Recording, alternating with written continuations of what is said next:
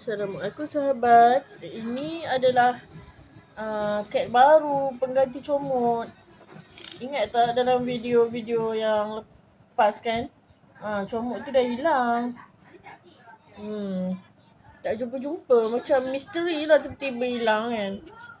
So, cat ni lebih kurang baik juga. Comel. Tapi debab sikit lah. Dia tengah bunting sekarang ni. Tengah bunting. So, tapi tengok pada gaya dia memang besar sikit lah. Kalau tak bunting pun. Okay.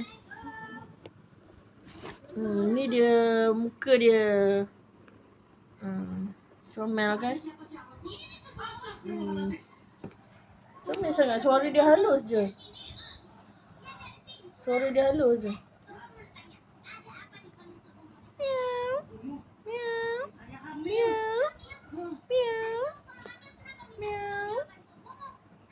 Betina.